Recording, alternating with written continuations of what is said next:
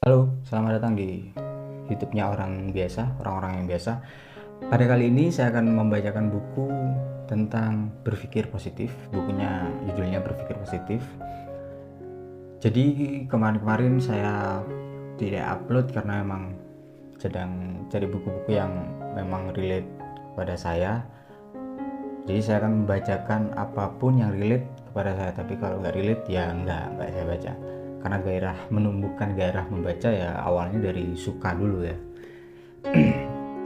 Dan mungkin ini akan tertarik kepada kalian anak-anak muda.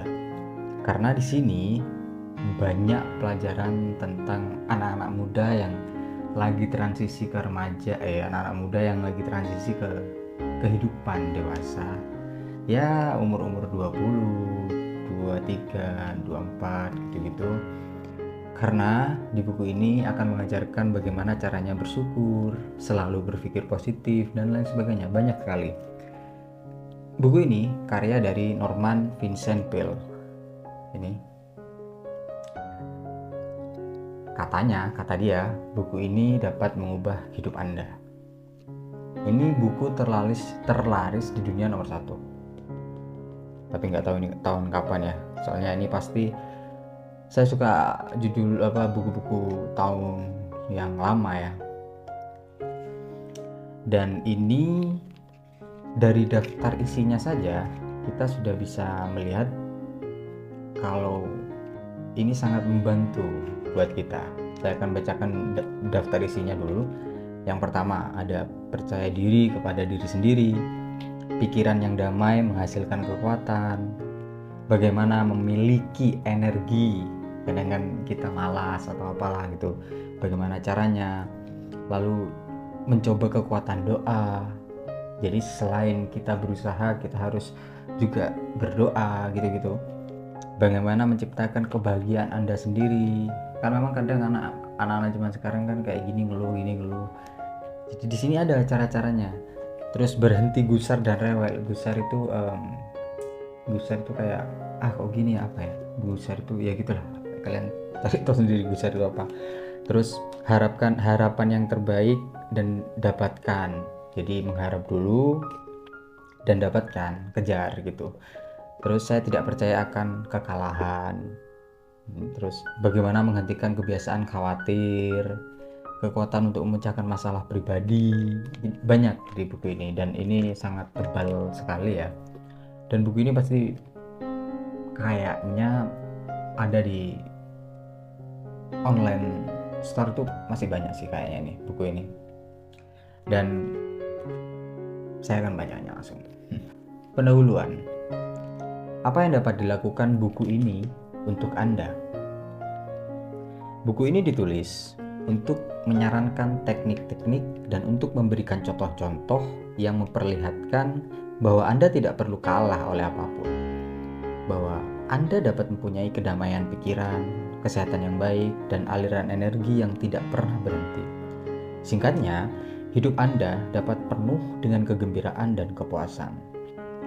Saya sama sekali tidak meragukan ini semua karena saya sudah menyaksikan banyak orang belajar dan menerapkan suatu sistem prosedur sederhana yang sudah menghasilkan keuntungan terdahulu di dalam kehidupan mereka. Penegasan ini yang mungkin tampak berlebihan, didasarkan pada demonstrasi bona fide di dalam pengalaman manusia yang aktual. Secara keseluruhan, terlalu banyak orang dikalahkan oleh masalah kehidupan sehari-hari. Mereka terus bergulat, bahkan mungkin merengek, menjalani hari-hari mereka dengan perasaan marah terhadap apa yang mereka anggap nasib buruk yang diberikan oleh hidup ini kepada mereka. Sedikit banyak, mungkin ada apa yang disebut nasib buruk dalam hidup ini, tetapi ada pula semangat dan metode yang dapat kita gunakan untuk mengendalikan dan bahkan menentukan nasib itu. Sayang sekali orang membiarkan diri mereka dikalahkan oleh masalah, urusan, dan kesulitan yang biasa. Itu sama sekali tidak perlu terjadi. Dalam mengatakan hal ini, saya tentu saja tidak mengabaikan atau mengecilkan kesukaran dan tradisi dunia. Tetapi saya juga tidak membiarkan itu semua mendominasi.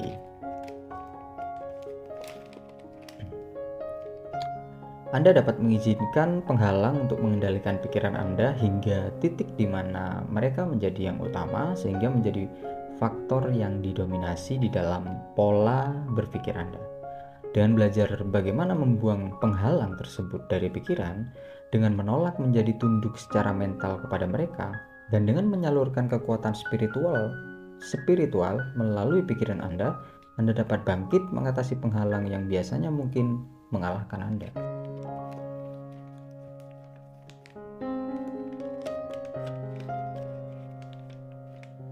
Dengan metode yang akan saya jabarkan, penghalang benar-benar tidak diizinkan menghancurkan kebahagiaan dan kesejahteraan Anda.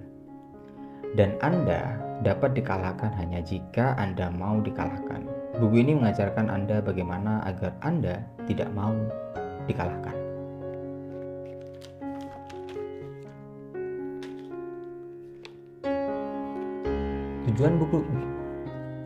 Tujuan buku ini sangat sederhana dan langsung. Buku ini tidak berpretensi menjadi karya sastra yang besar dan tidak pula berusaha mendemonstrasikan pengetahuan yang luar biasa pada pihak saya. Ya, ini benar-benar merupakan buku manual perbaikan pribadi, aksi langsung yang praktis.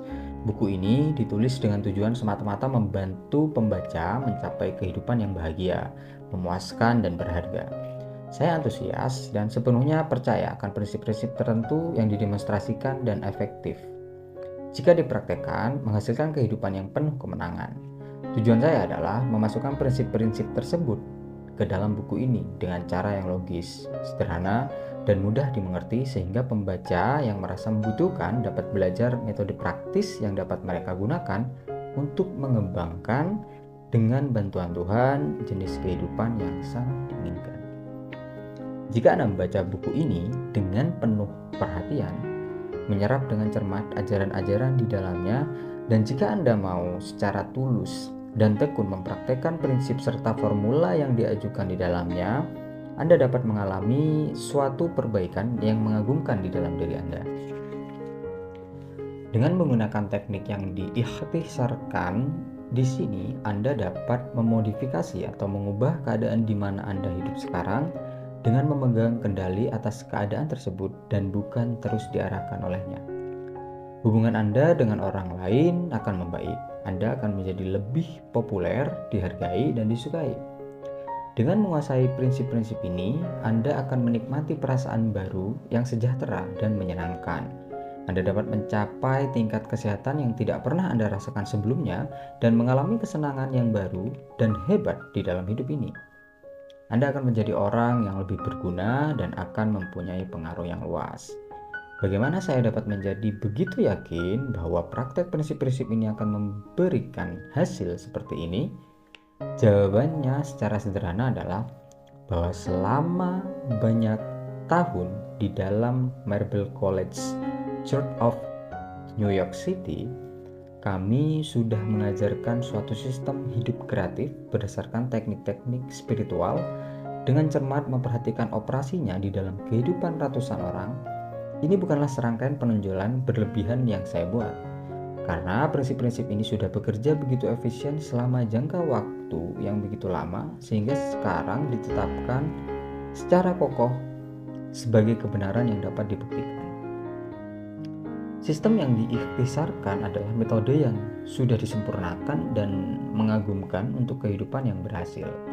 Di dalam tulisan saya, termasuk beberapa buku dalam kolom mingguan saya yang reguler di dalam hampir ratusan harian, di dalam program radio nasional saya dalam 17 tahun, di dalam majalah kami, Good Spots, dan di dalam ceramah-ceramah di banyak kota, saya sudah mengajarkan prinsip-prinsip ilmiah namun sederhana yang sama ini dalam hal prestasi, kesehatan, dan kebahagiaan. Ratusan orang telah membaca, mendengarkan, dan mempraktekkan, dan hasilnya selalu sama. Kehidupan-kehidupan yang baru, kekuatan yang baru, efisiensi yang meningkat, kebahagiaan yang lebih besar. Karena begitu banyak orang meminta agar prinsip-prinsip ini disusun dalam bentuk buku, semakin baik untuk dipelajari dan dipraktekkan. Saya menerbitkan volume baru ini di bawah judul Berpikir Positif.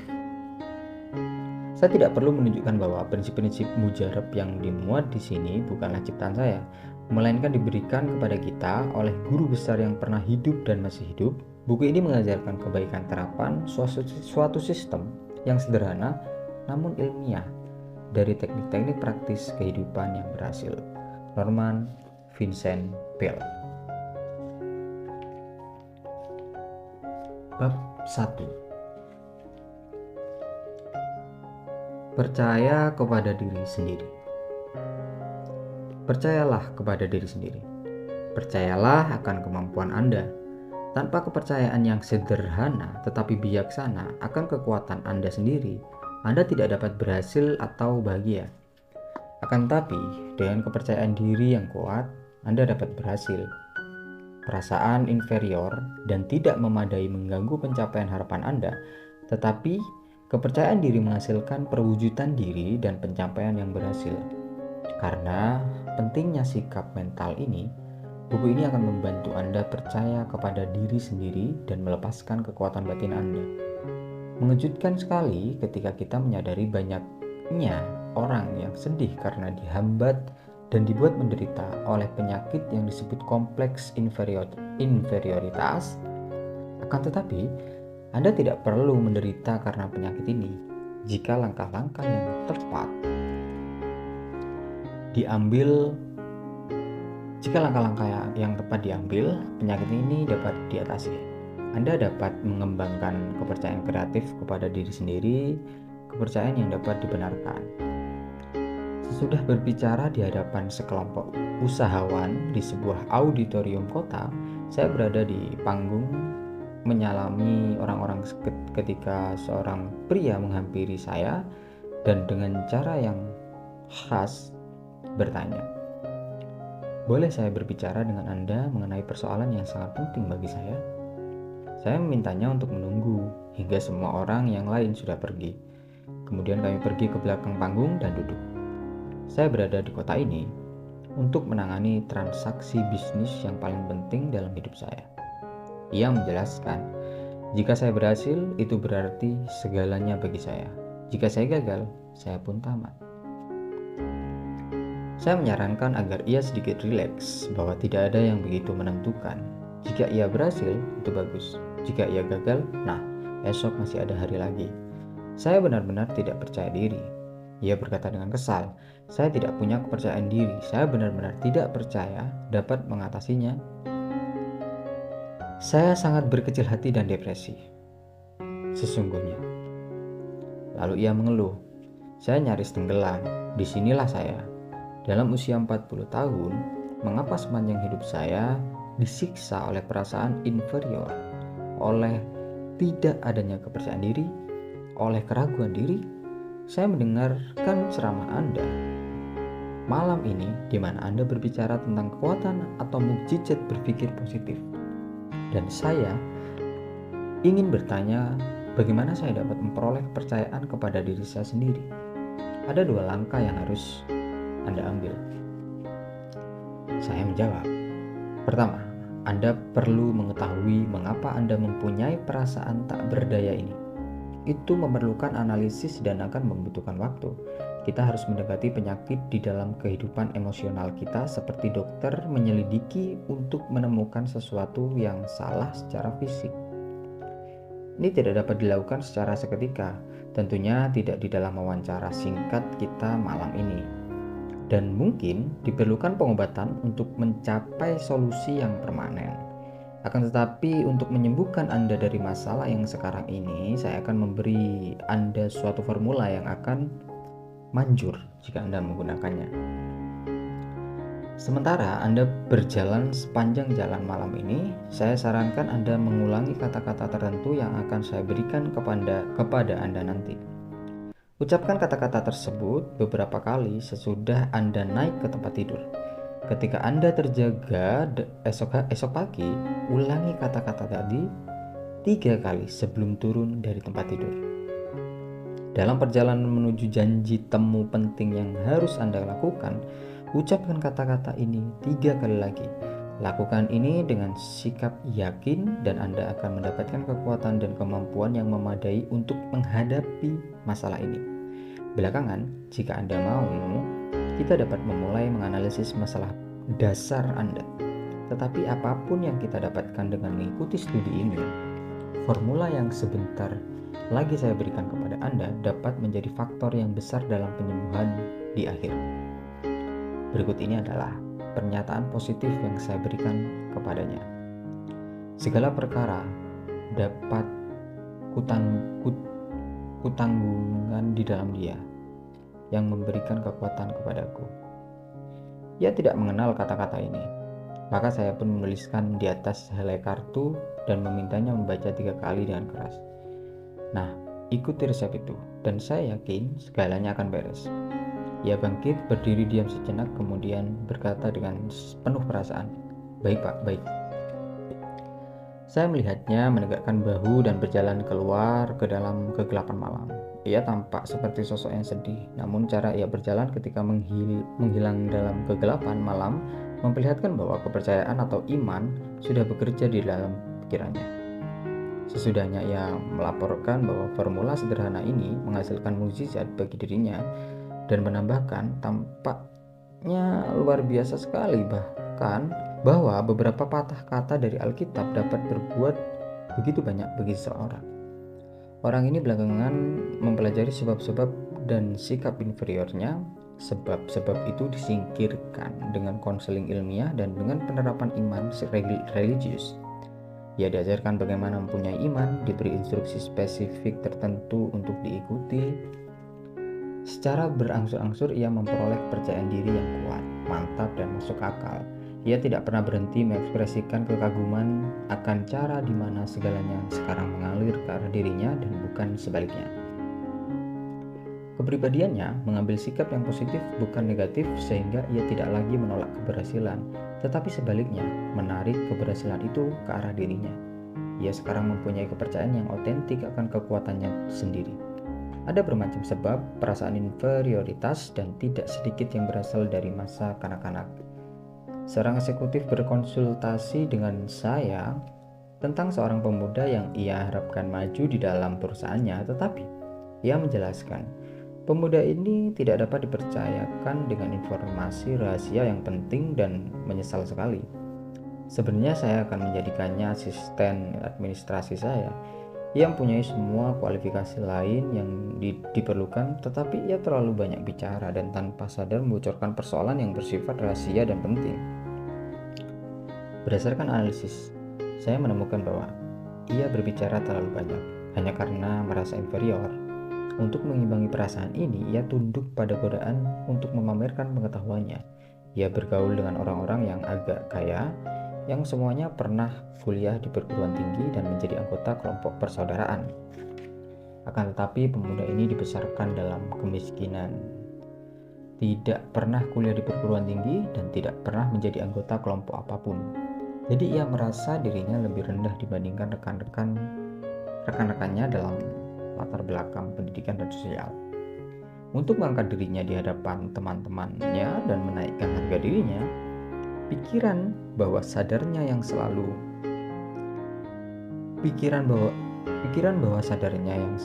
berusaha menyediakan mekanisme pengimbangan memberikan sarana untuk menaikkan egonya. Ia berada di dalam industri tersebut dan menemani atasannya menghadiri rapat-rapat di mana ia bertemu dengan banyak tokoh terkemuka dan mendengarkan percakapan rahasia yang penting. Ia melaporkan cukup banyak informasi orang dalam untuk membuat rekan-rekannya memandangnya dengan kagum dan iri.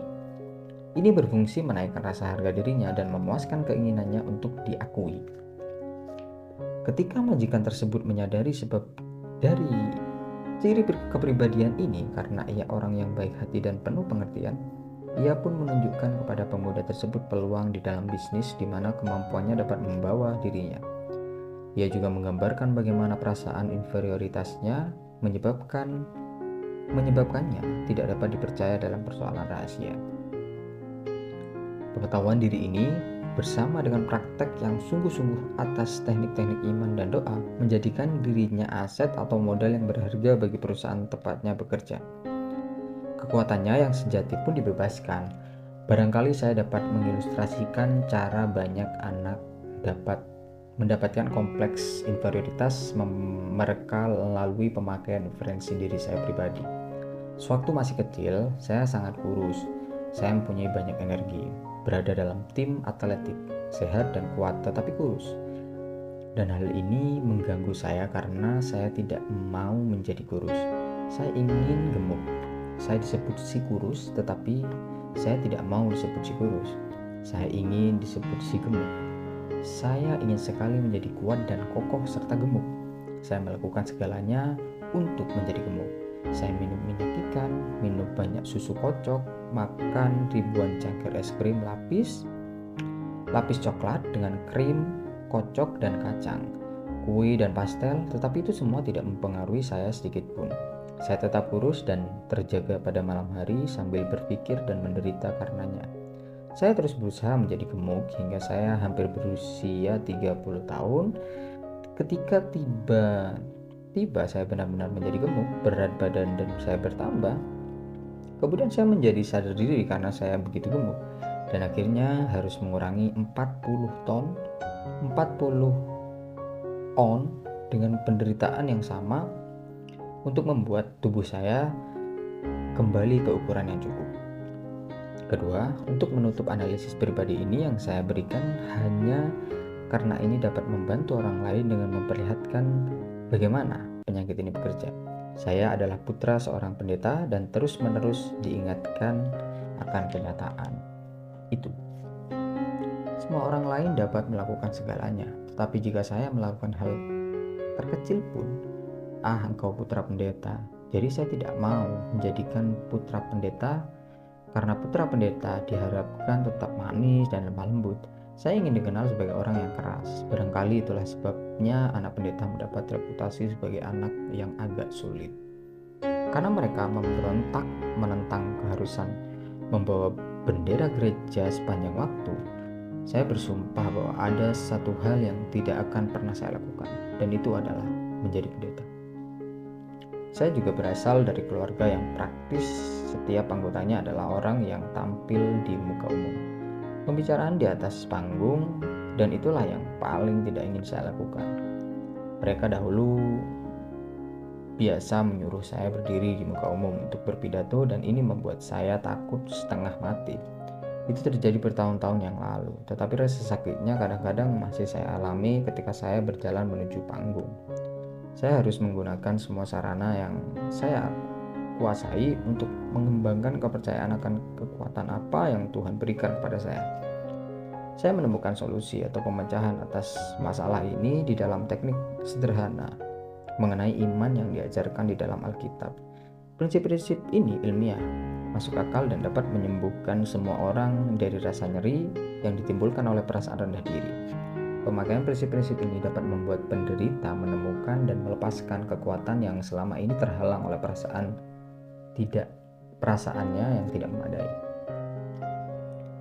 Beberapa hal seperti ini merupakan sebagian sumber dari kompleks inferioritas yang mendirikan penghalang kekuatan di dalam kepribadian kita.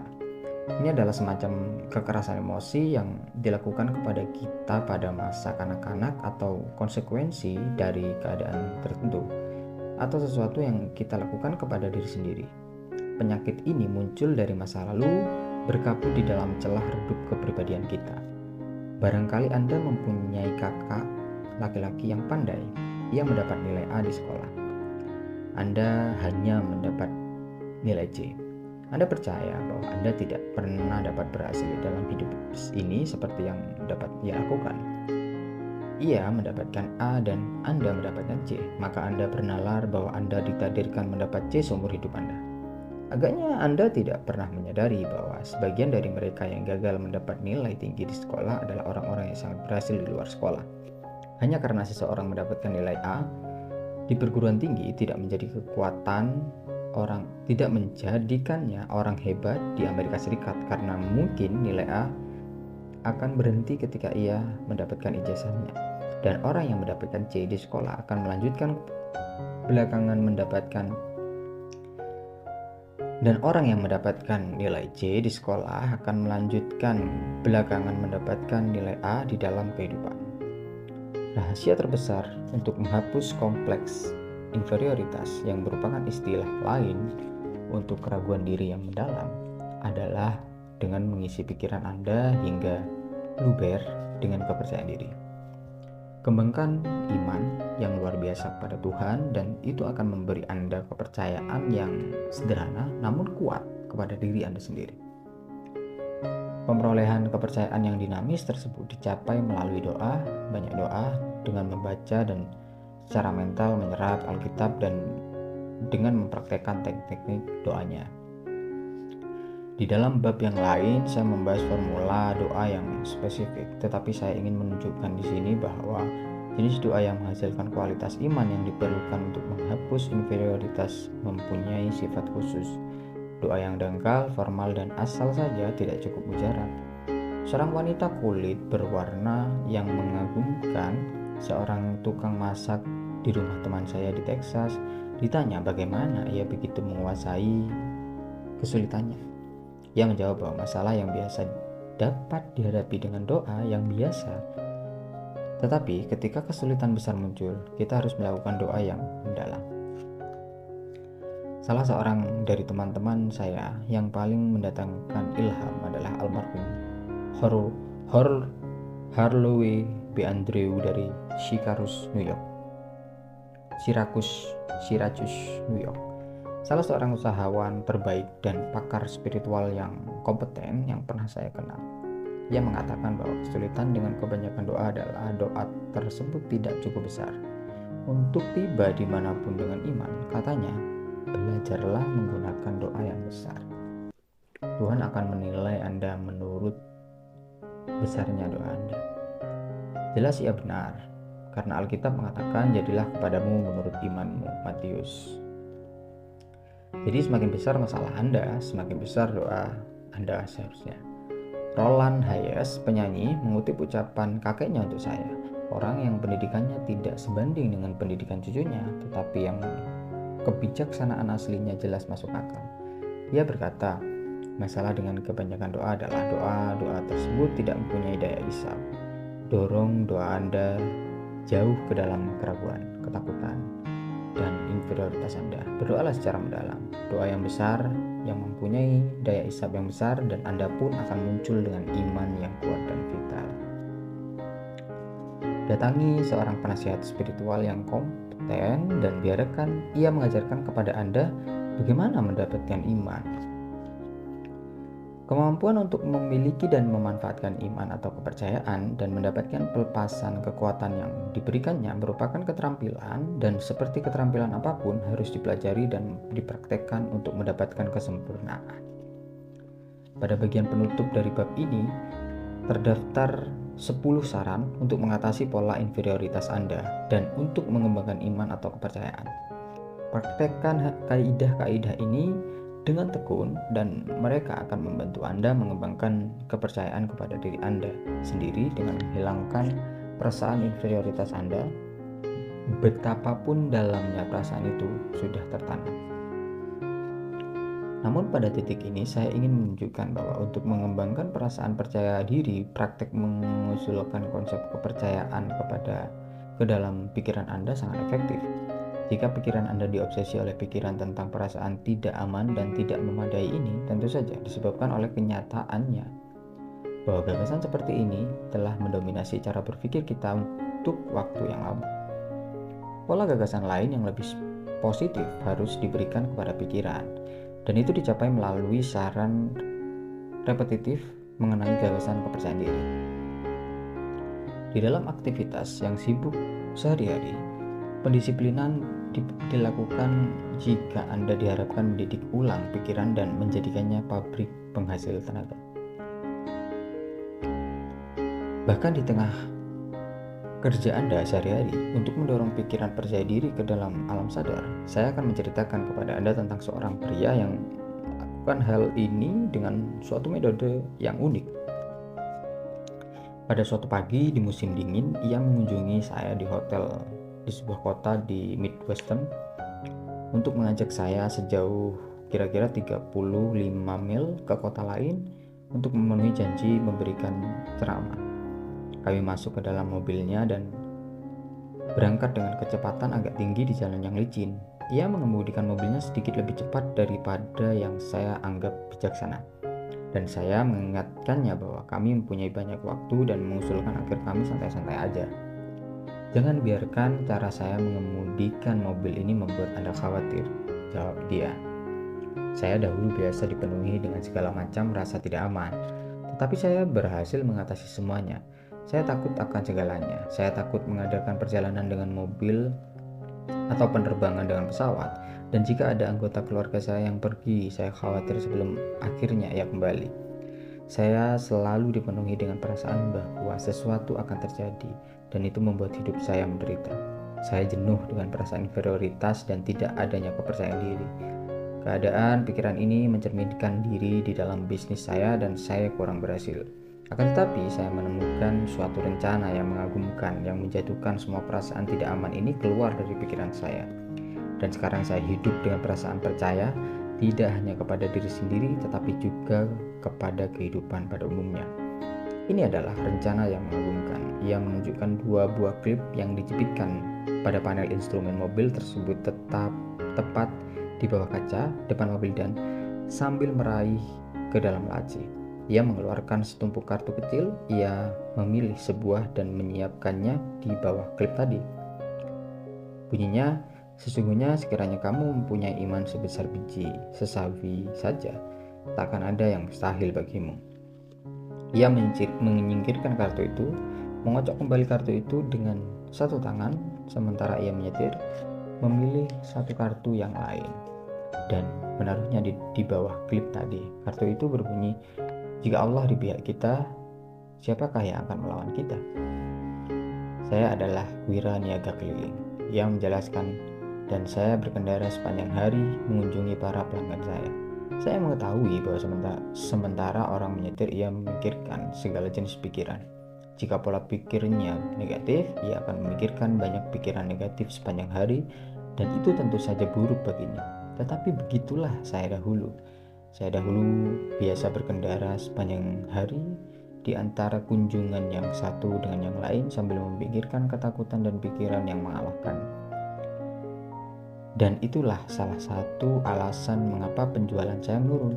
Akan tetapi, sejak saya menggunakan kartu-kartu ini sementara berkendara dan menghafalkan kata-katanya, saya belajar untuk berpikir dengan cara yang berbeda.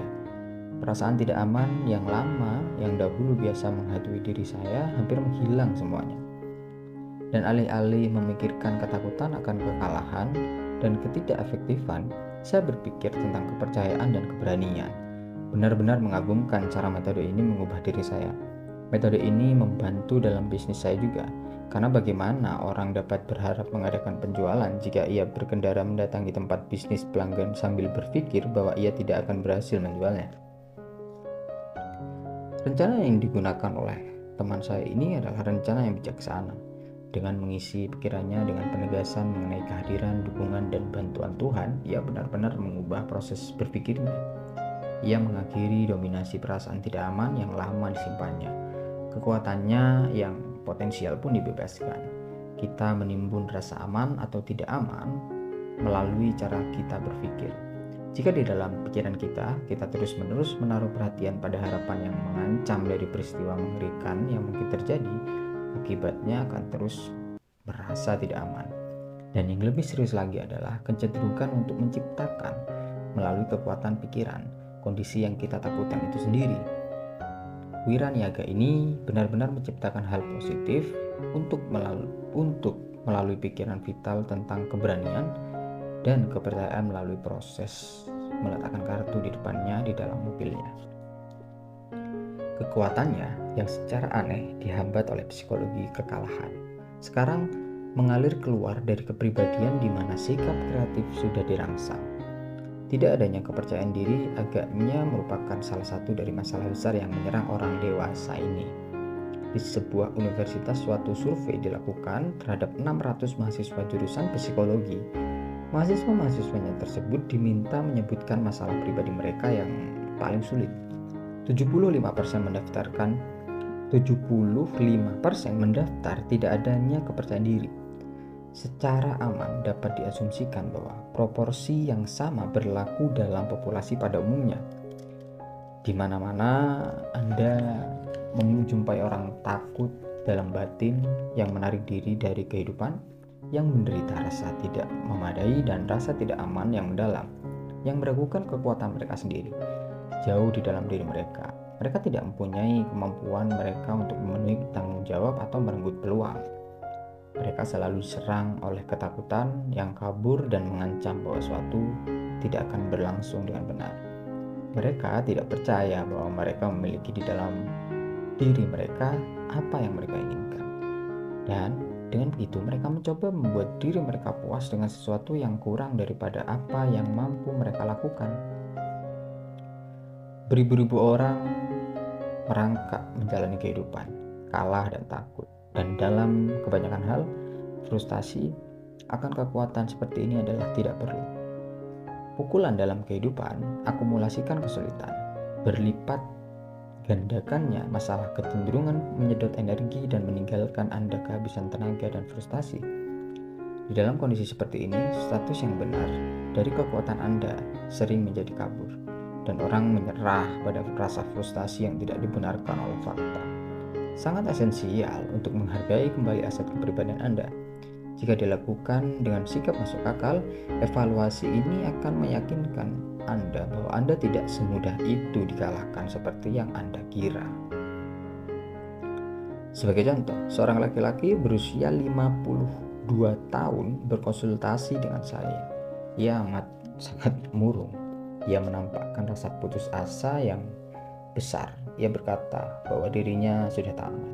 Ia memberitahu saya bahwa semua yang sudah ia bina selama hidupnya sudah tersapu bersih. Segalanya, saya bertanya. Segalanya. Ia mengulang. Ia sudah tamat. Ia mengulangi perkataannya. Tidak ada yang tersisa sedikit pun. Segalanya sudah lenyap. Tidak ada harapan. Dan saya terlalu tua untuk memulai sekali lagi. Saya sudah kehilangan semua kepercayaan. Dengan sendirinya saya merasa simpati kepadanya, tetapi jelas bahwa masalahnya yang utama adalah kenyataan bahwa bayangan gelap ketakberdayaan telah memasuki pikirannya dan menghitamkan pandangannya, memutar balikannya. Di belakang cara berpikir yang berbelit ini, kekuatannya yang sejatinya telah mundur, meninggalkannya tanpa daya. Jadi saya berkata, andaikan saja kita mengambil sehelai kertas dan menuliskan nilai-nilai yang masih Anda miliki, tidak ada gunanya, ia mendesak. Tidak ada yang tertinggal sedikit pun. Rasanya saya sudah mengatakannya. Saya berkata, coba kita lihat saja. Kemudian saya bertanya, apakah istri Anda masih ada bersama Anda? Mengapa? Tentu saja iya. Dan ia benar-benar baik. Kami sudah menikah selama 40 tahun. Ia tidak akan pernah meninggalkan saya apapun yang terjadi. Bagus, mari kita catat itu. Istri Anda tetap berada bersama Anda, dan ia tidak akan pernah meninggalkan Anda, apapun yang terjadi. Bagaimana dengan anak-anak Anda? Anda punya anak? Iya, saya punya 3 anak, dan mereka juga benar-benar baik. Saya terharu dengan cara mereka datang kepada saya dan berkata, Ayah, kami mencintaimu, dan kami akan berdiri di sini di sampingmu. Nah, kalau begitu saya berkata, itu nomor 2. 3 orang anak mencintai Anda dan yang akan mendampingi Anda. Punya teman? Ya. Saya benar-benar mempunyai beberapa teman baik. Saya harus mengakui mereka sangat baik. Mereka datang berkunjung dan mengatakan mau membantu saya. Tetapi apa yang dapat mereka lakukan? Mereka tidak dapat melakukan apapun. Itu nomor 3. Anda mempunyai beberapa teman yang ingin membantu dan tetap menghargai Anda. Bagaimana dengan integritas Anda? Apakah Anda pernah melakukan sesuatu yang salah? Integritas saya baik-baik saja. Saya selalu berusaha mengerjakan hal yang benar dan suara hati saya bersih. Bagus, saya berkata. Kita akan memasukkannya kepada nomor 4, integritas. Bagaimana dengan kesehatan Anda? Kesehatan saya baik. Saya jarang sekali sakit dan saya rasa saya sehat secara jasmani. Kita masukkan ini sebagai nomor 5. Kesehatan fisik yang baik. Bagaimana dengan Amerika Serikat?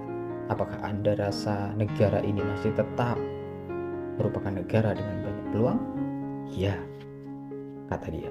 Inilah satu-satunya negara di dunia di mana saya ingin tinggal. Itu nomor 6. Anda tinggal di Amerika Serikat, tanah yang menyediakan banyak peluang, dan Anda senang berada di sini.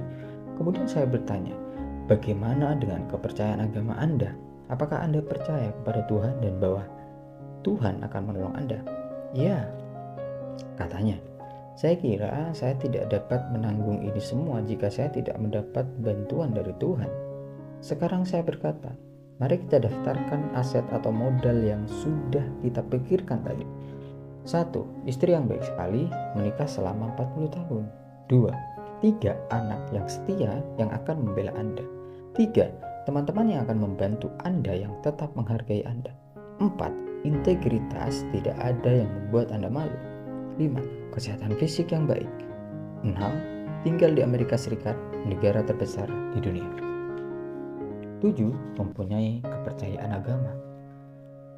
Saya menyorongkannya menyeberangi meja ke arahnya. Lihat itu, saya kira Anda mempunyai aset yang sangat lengkap.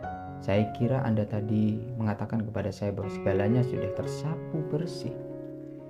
Ia menyeringai dengan malu. Saya kira saya tidak memikirkan hal-hal ini. Saya tidak pernah memikirkannya dengan cara itu. Barangkali segalanya tidak begitu buruk. Ia berkata sambil termenung.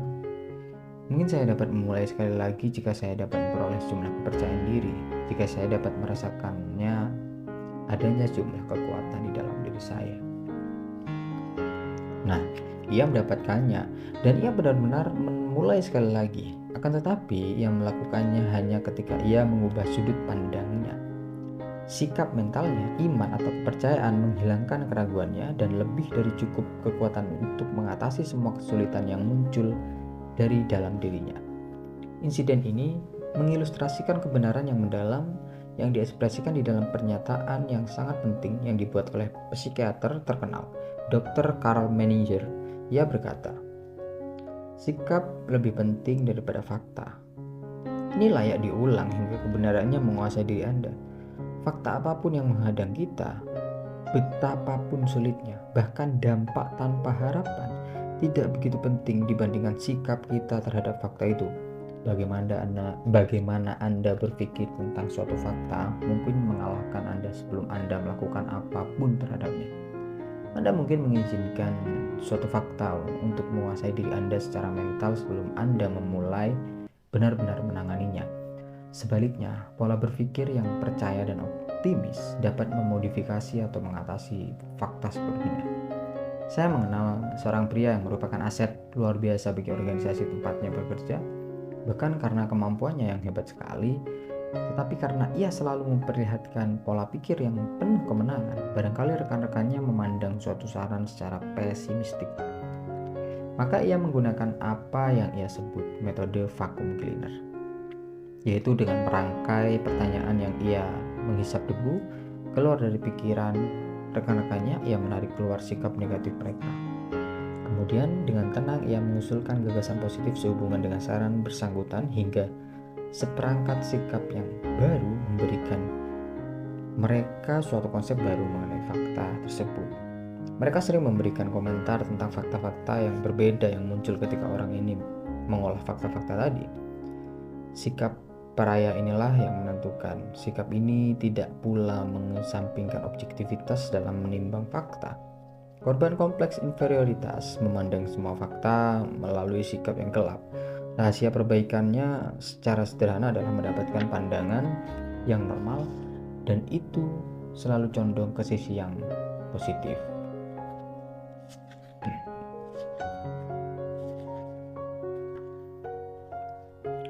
Jadi, jika Anda merasa bahwa Anda dikalahkan dan kehilangan kepercayaan akan kemampuan Anda untuk menang, duduklah, ambil sehelai kertas dan buat sebuah daftar.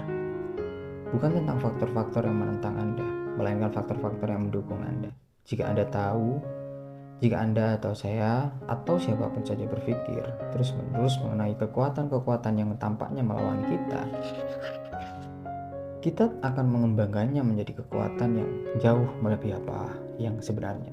Kekuatan penentang tadi akan mendapatkan kekuatan yang menghambat sekali yang sebenarnya tidak mereka miliki.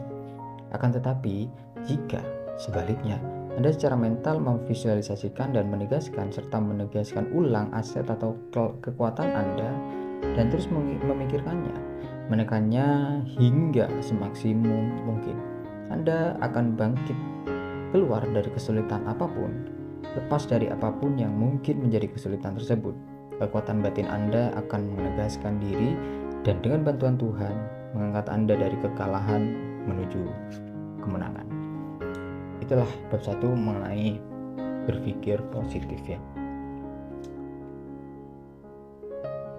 Buku ini terjual lebih dari 15 juta eksemplar, jadi mungkin akan banyak di Indonesia. Menurut buku ini, berpikir positif adalah aplikasi aksi langsung yang praktis dari teknik spiritual untuk mengatasi kekalahan dan memenangkan kepercayaan, keberhasilan, dan kesenangan. Di sini, Norman Vincent Peale, bapak dari berpikir positif dan salah seorang dari penulis yang karya-karyanya mendatangkan ilham dan dibaca secara luas sepanjang masa, membagi formula keyakinan dan optimismenya yang terkenal, yang oleh jutaan orang sudah dijadikan filosofi hidup yang sederhana dan efektif. Jadi untuk kalian yang, saya yakin tidak ada orang yang tidak mempunyai masalah. Jadi untuk kalian yang mempunyai banyak masalah dan belum memiliki jalan keluarnya, cobalah berusaha sebaik mungkin. Ketahui dulu apa masalahnya, dan yang kedua, tulis keunggulan kalian dalam hidup ini seperti yang dikatakan di buku ini. Dan kalau kalian ingin lebih detail lagi, bacalah buku ini. Thank you.